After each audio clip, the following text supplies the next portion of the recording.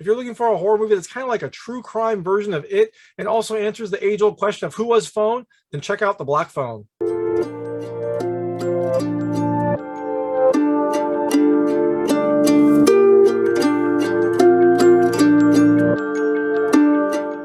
Hey everyone, this is David Stark from Watch Your Pass. Today I'm talking about The Black Phone, which is coming to theaters on June 24, 2022.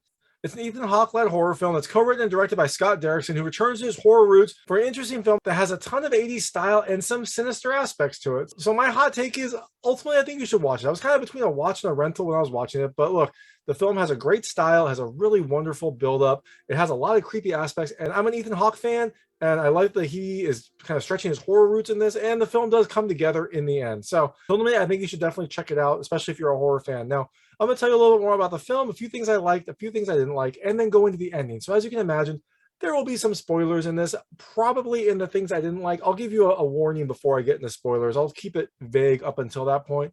But definitely at the ending, there will be spoilers, and there'll probably be a few during the things I didn't like. So just giving you a heads up. So in The Black Phone, you have this small Colorado town being terrorized by someone who keeps taking children. And this film has a lot of similarities to it. It kind of feels like a more grounded version of it. It was a little bit more on the supernatural side with a magical clown. This has less aspects that are supernatural, still some, but overall it feels more like a true crime version of that. You have a town that is kind of gripped in fear, kids that know the names of everyone who disappeared, these kids that have disappeared over and over for the last couple of years, and telephone poles that are filled with missing children flyers. I think at the start of the movie, there are 3 kids that have disappeared, and everyone kind of knows that something is going on, and no one can figure out what's happening, who's taking them. It seems like, they just kind of disappear and are never heard from again. So enter our 2 kid heroes, Finney and Gwen.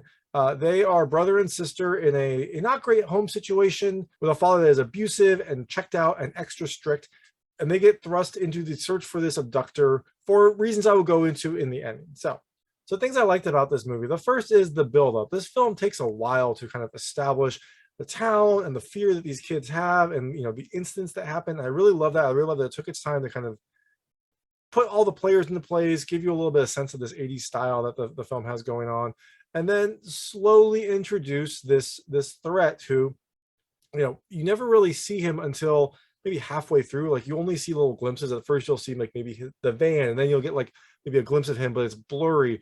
And it really does a nice job of establishing, what is happening in this town and what these kids are going through.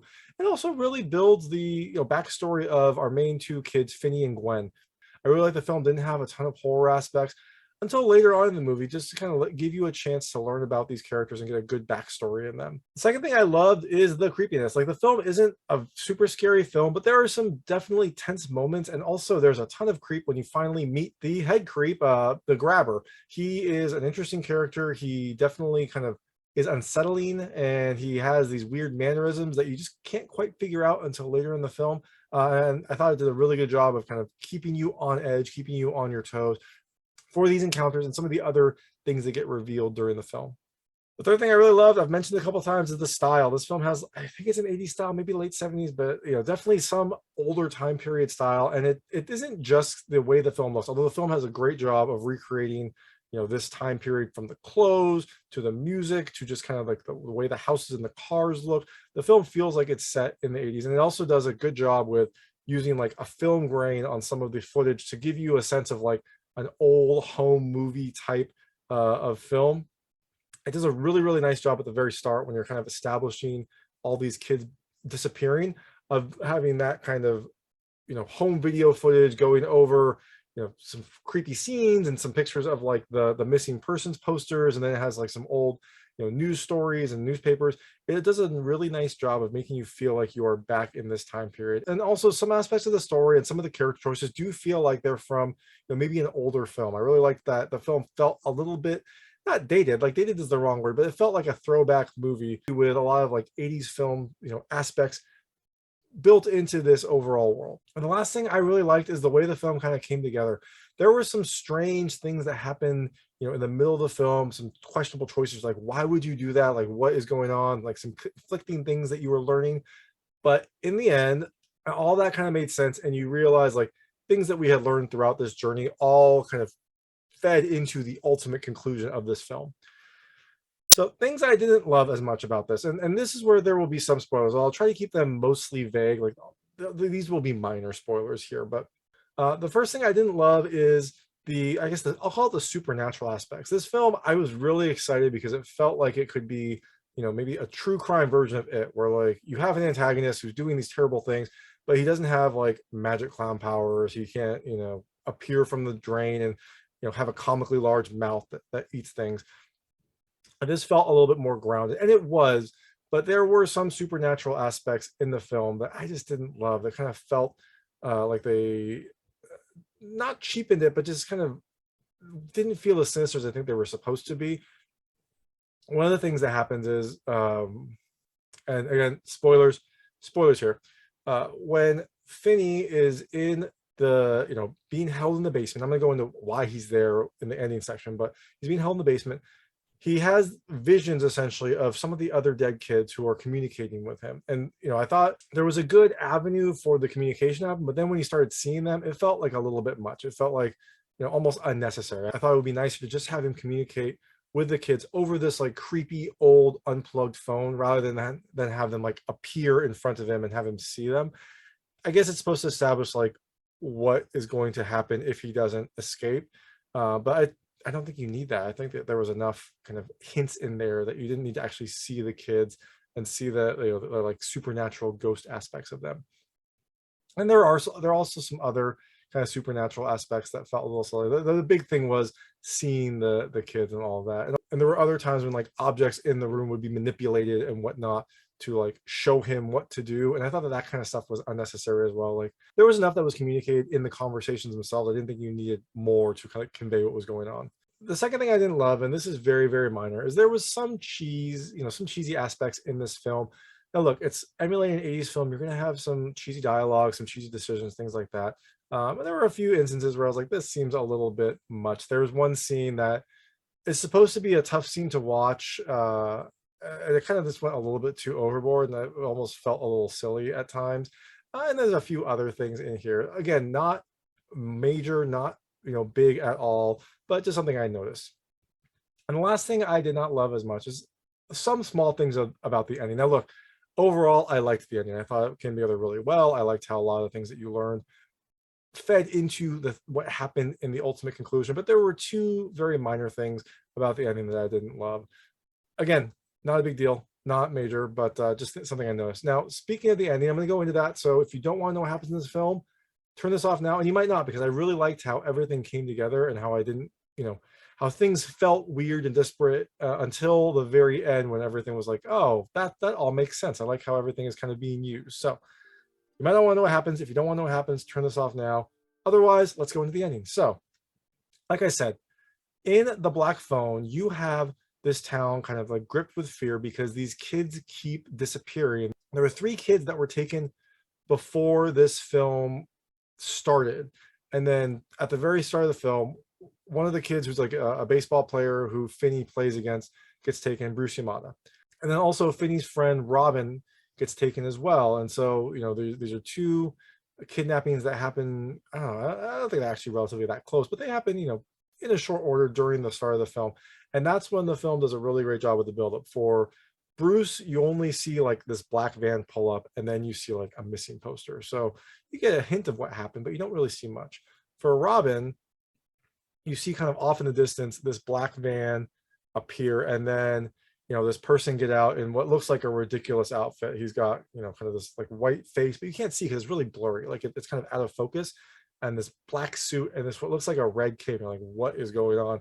But then that scene kind of closes out, and you're like, okay, so we get to know a little bit more about this person. When Finney gets kidnapped, about a third in the film, you see what happens. And there were some hints about this earlier, because so Finney's family, him and his sister Gwen's mother, had, I guess, I don't know what you call it, the sight. She had some clairvoyant powers. She thought that she could see things. She thought that she had visions, and that ultimately led her to, make some bad choices and drove her to suicide, which is something that kind of broke the family. Like it broke their father.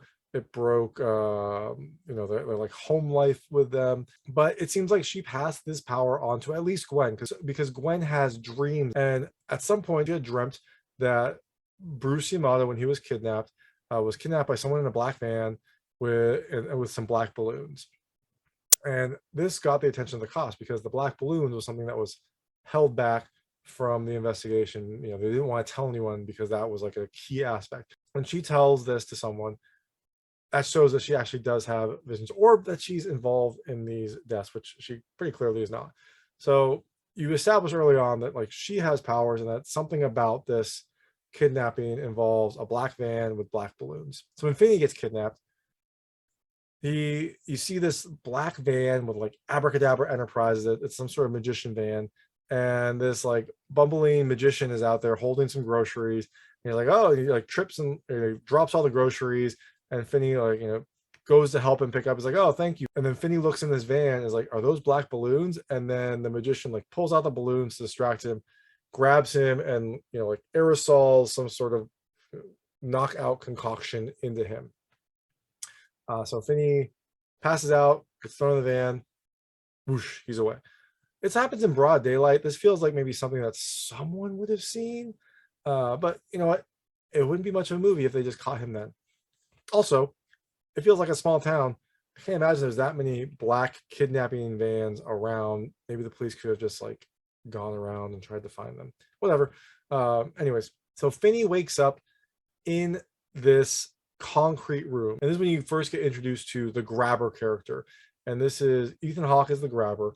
He seems generally like unsettling. Like he's not mean to Finney, but he shows up in these like weird pronounced masks. You can see one of the masks in the poster.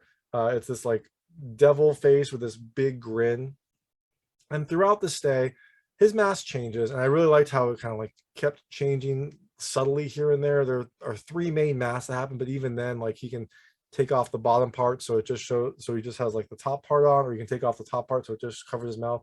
And each one gives a very different feel. They all feel creepy, but they feel creepy in different ways, which I really love. I like how they change it up, and so you never really knew what to expect when he came down there. So he tells Finney like, you don't have to be scared because nothing's going to happen to you. And then he does this like funny like Scouts honor thing, which I thought was a nice little touch.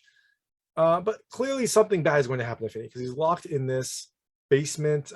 It's soundproof. There's really not much there. There's like basically a toilet and a concrete room, and this weird black phone on the wall that's disconnected. And so Finney spends a lot of time in here, and eventually the phone starts to ring. You're like, what is going on? Like, why is this phone ringing?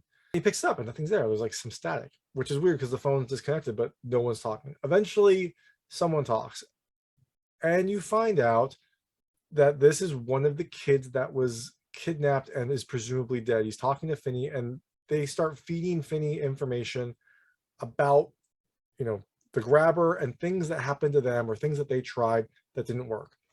So the first one that calls is this kid, Bruce, and he gives some basic information like, you forget your name when you're in wherever they are. It seems like some sort of afterlife.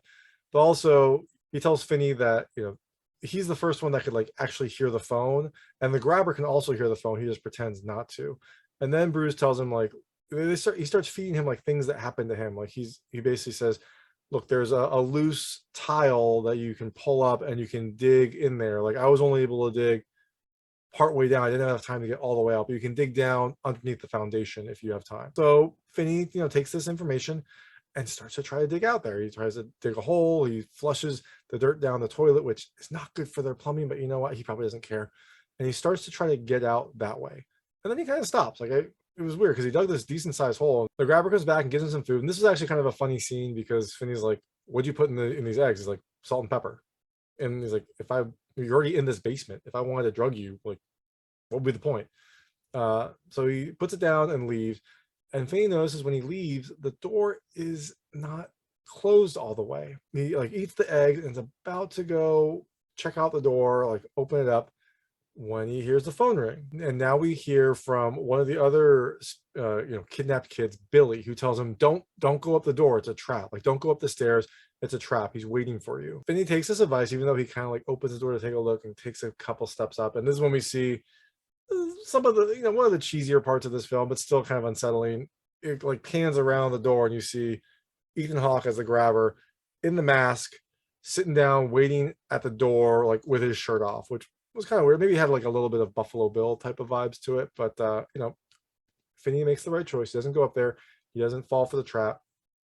And Billy also tells him like, hey, I found this cable. You could pull it out, and then you could use it to try to like escape. And he's like, how? Like, what would I do? And the one of the bottles from his dinner like spins and points up to the grate. There's a window with like a grate on it. And you're like, okay, well that's like the bottle is a little silly. Like Billy could have just said like the window or something, but in any event.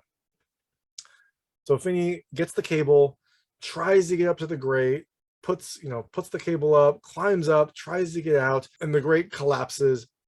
He falls down. The grabber doesn't hear this because it's a soundproof room. We're like, okay, well that's not great. But then the window is free. Like there was a grate in front of the window. He could have gotten up there. I don't know. He decided not to. I feel like maybe he could have climbed up. He was able to at least reach the ledge at one point. Maybe in the thick of it, he could have done a pull up to try to open the window. But he kind of gives up after that. So during this time, his sister Gwen is like freaking out and trying to use her powers more and more. She has a couple visions. She sees little hints here and there. And so she starts to kind of talk to her dad about like, hey, what if my visions are real? And then that's when we find out that Gwen's mother also had the visions. They led her down like a dark path and she eventually killed herself. And her dad just doesn't want that to happen to her. And that's why he has been so tough on them. It's a little bit extreme when he's tough on them, but he's trying to prevent them from going down the same path that their mother did. But she's like, look, like, what if my visions are helping? What if I can help find Finney? And you get a little redemptive moment here because the dad then like takes her around driving as she's trying to look for things that she's seen in her vision. So they start to introduce that like maybe her dad is getting comfortable with the visions. Anyways, so back to Finney. He gets a call again. And this time you see the grabber, waiting by the door, waiting upstairs again, waiting to like trick the kid, but he's falling asleep for some reason. He's exhausted. He's like starting to pass out. The phone rings. Finney picks it up. And this time it's this kid, Griffin. And, Griffin gives him some more information about what's happening. Griffin says, you don't have that much time. And Finney's like, well, like, what do you mean? Like, why hasn't he done anything? And Griffin says, because you haven't played the game. He says you have to play naughty boy. If you don't play, he can't beat you. And if he can't beat you, he can't move to the next part of the game. And so basically the grabber has these rules and like the kids have to misbehave so that he can then punish them, and then punishing them allows him to move into the, I guess, killing phase. And because Finney hasn't done it yet, the grabber hasn't gotten that far. But I guess he's running out of patience. He's like starting to get worried that he'll be discovered. So Griffin is telling him like, look, you don't have that much time. And he says, the grabber's asleep upstairs. You could sneak out. There's a combination lock on the door, but that combination lock is actually the combination lock from Griffin's bike. And he's like, okay, what's the combination? And Griffin's like, I don't remember, but I wrote it down. I knew it was important, so I wrote it down on one of the walls. So Finney runs over there, sees the combination, and the combination is 23317 with equal spaces. So you don't know what it is. It could be 23317, it could be 23317, or it could be 23317. He gets back on. I was like, hey Griffin, what is the combination? And he's like, I don't know. You're gonna have to try them all. So this really tense scene where Finney sneaks up, opens up the door, like sees the grabber asleep, gets to the door, opens the lock, tries them all, and of course the first two don't work. And each time it like pans back to the grabber, and you're like, when's he gonna wake up? Like, like turn around, he's gonna be there. Eventually, Finney gets the lock open, opens the door. When he opens the lock, a dog in the house starts barking, and that wakes up the grabber. But Finney doesn't care. He opens the door. He starts running. He starts yelling like, "Help! Help! Help! The grabber's here! The grabber's here!" And you're like, okay, maybe someone will see it. But as he's doing that, the grabber is insanely fast because as Finney's running out, his van is already moving. Which I don't know. Like it takes me a while to start up my car, to find my keys, get ready. Grabber probably wanted to put a shirt on, but I guess he just he's very quick. Maybe he has cat-like reflexes when he's in this mode. So he gets into the van, drives around, drives right in front of Finney as he's running. Finney slams into the van, falls down, and the grabber gets him and basically holds him down and puts a knife to his throat and says, if you make a sound, you're dead. And you see some lights in the neighborhood turn on from the commotion.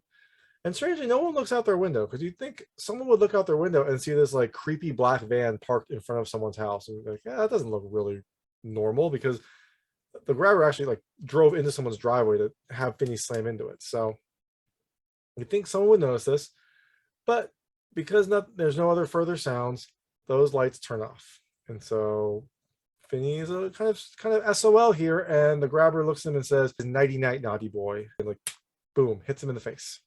Finney passes out, and next thing you know, we're back in the room. Finney has like a bloody nose, but he seems otherwise unharmed.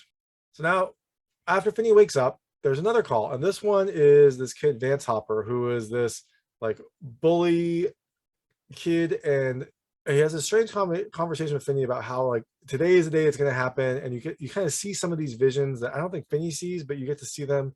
You get to see like a recreation of what happened when Vance was kidnapped, and there's some weird aspects to it. Like for one, he gets in a fight and carves 7714 in someone's arm after the fight. Like after he beats them up, like teach them a lesson, he carves 7714, and then he gets put into the police car that drives out and then drives past the creepy house with 7714. So there's a few signs in this vision. Maybe there's a little bit more going on.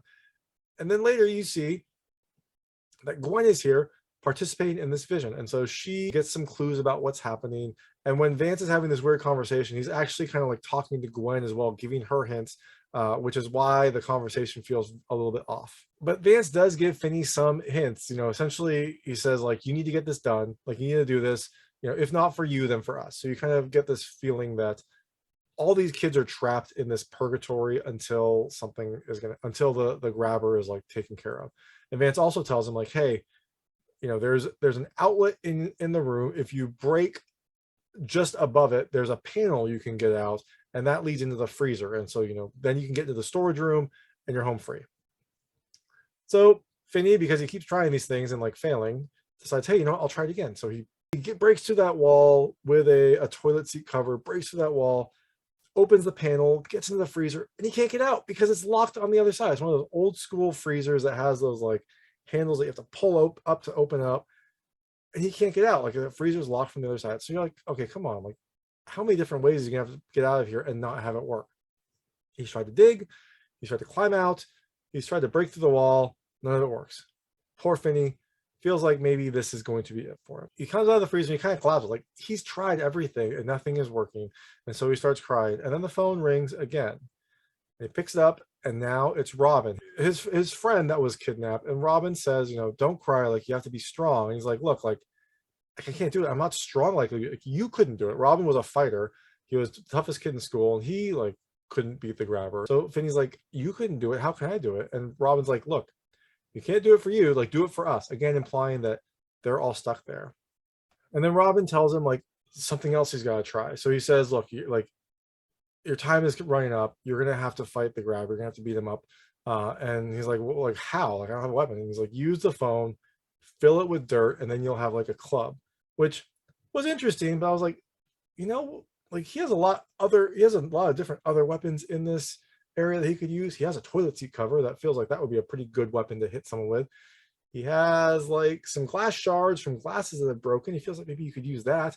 When he was trying to escape from the grabber, there were pans up there. He could have just whacked him when he was asleep.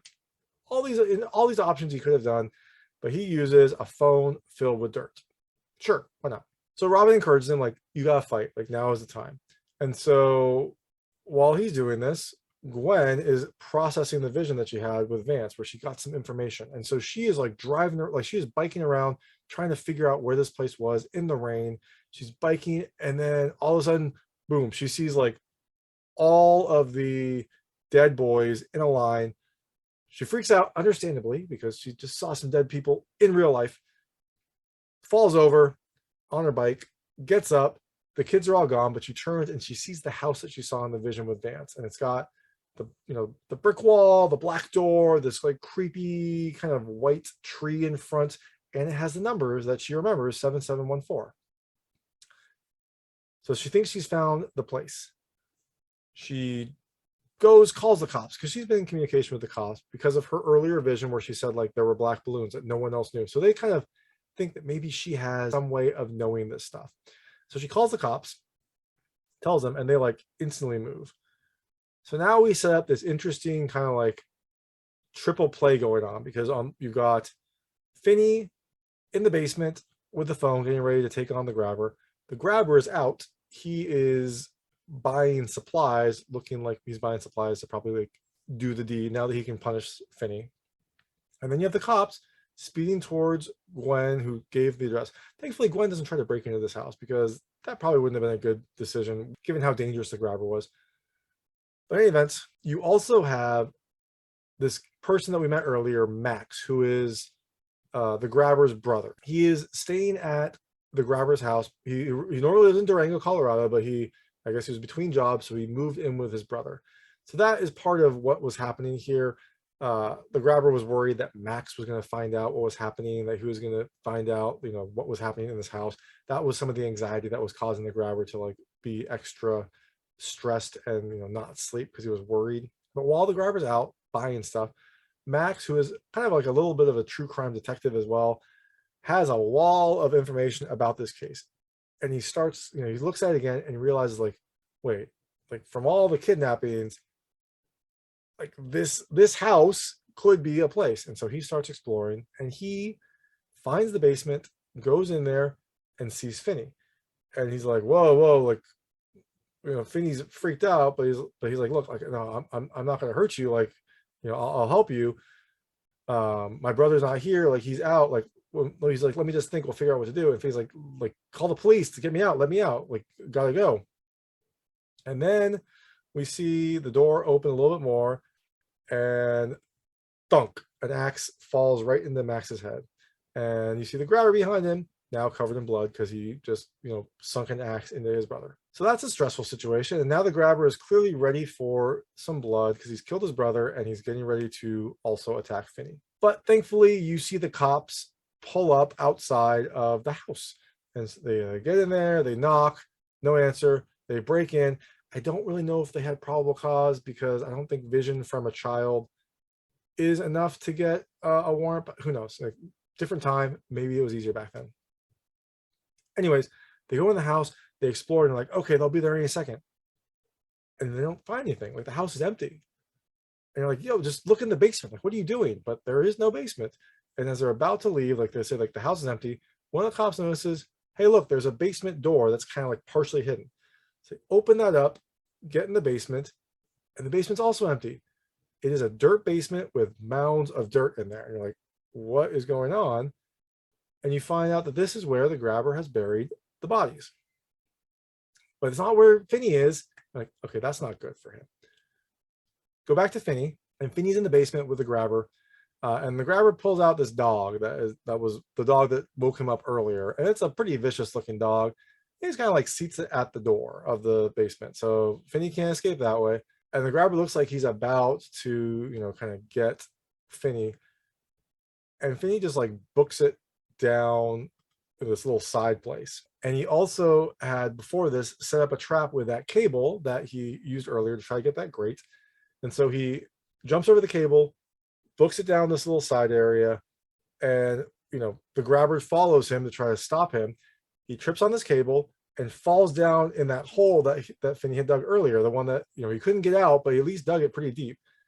And as he's falling down, his foot hits this grate that Finney had put in there to like at an angle to disrupt him, and that breaks his ankle. So look, all these little pieces that we learned earlier are now coming together, which I really liked. I thought that it was kind of annoying that Finney kept like trying to get out and having it all fail. I was like, this seems kind of useless, but now everything kind of came together. So the grabber's in the hole, his ankle's broken, and Finney starts, like hitting him with the phone, like kind of fainting in, hitting him with the phone, trying to avoid his grasp. Eventually, the grabber gets him and like holds onto him, and Finney is grabbing at him. He pulls the mask off, and when he pulls the mask off, the grabber's like, no, not my face. And so that distracts him enough that then Finney can beat him some more, and eventually wraps the cord around him and like jumps over and starts strangling him.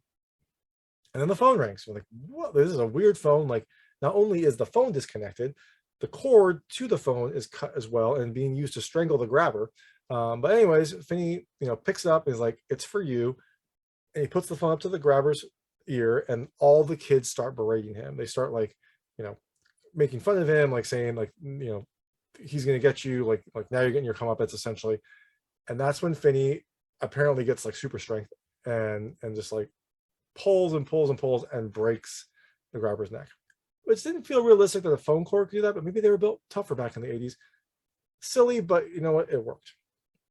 And now the threat is over, except there is this vicious dog in the doorway. And you're like, what is Finney going to do? Like, how is he going to get out of here? He's so close to freedom. He like leaves for a little bit and comes back with one of the steaks from that freezer that he was able to break into but not break out. And he takes the steak, like throws it to the side. The dog goes and gets it, starts eating that, and Finney walks out. So that's what I loved about this ending, is like everything, like all the little things, all the little failed attempts came together, and some of the advice that the kids had given also gets a new light during the scene. You know, it plays some of that advice again, and you see some other meanings to what they had meant, like Bruce. So Finney walks out of this house, and we find out that this house is across the street from the house that the cops are at. The cops were all at the burial house, but the grabber had lived in the house across the street. And so Finney walks out. Gwen is the first person to see him. She like runs over and gives him a hug. Apparently none of the other police officers see, you know, this kid walking out of this house or Gwen running across the street. Eventually the main cops come out, they see what's happening, and they run, like go, you know, make sure he's okay. Everything's happy. Later you see Finney and Gwen wrapped in blankets, and their dad gets there. He comes over and he like gets on his hands and knees and like apologizes. He's like, I'm so sorry. That was one of the things that felt a little bit too cheesy, a little bit too corny at the end. Like he could have just, you know, hugged them and said like, you know, I'm so, you know, I'm glad you're safe or something. Or he could have just like didn't say a word and hugged them. I thought that would have been a more movie realistic ending. Again, minor, not a big thing, but that redemptive arc felt a little bit too quick for me, because he was a pretty terrible dad before that. So now you see the newscasters coming up. They're like talking about the case. They interview the cops. The cops take full credit for it, probably because they didn't want to say we also had credit from this psychic girl. But in any event, that is the end of that arc. Now you see Finney back in school, and he had been bullied earlier. Like he was not a cool kid. He was not a popular kid. Now in school, everyone, like he has this air about him. Like everyone is like, you know, you hear the rumors about, you know, what has happened to him and whatnot. He goes into his science class, sits down, and now he's this confident kid. I guess all it took was being kidnapped and murdering someone, and now he's confident. It's a nice turnaround, but it's a little bit of a cheesy ending. In any event, it's fine. That was the other thing I didn't love. Like he comes back, he sits down next to this person that he had liked earlier, and she's like, hey Finney, and he's like, call me Finn. Boom, that's it. That's the movie. Again, kind of a cheesy ending, but it's fine. I liked most of the ending. So that is The Black Phone. It's coming to theaters on June 24th, 2022. It has a few things that are a little bit corny, but overall, it's a really well-made horror film. So definitely check it out. And thanks so much for watching. If you like this review, please like and subscribe to this channel. It helps me out a lot. Make sure all my new content goes straight to you. Thank you. Oh, what's that? I'm getting a ghostly call from my phone that is unplugged as well. What? Hello? Oh, you're telling me that that these people should like and subscribe to my channel? Well, I can't argue with that. I bet they probably should. Thank you, ghostly phone. Please do.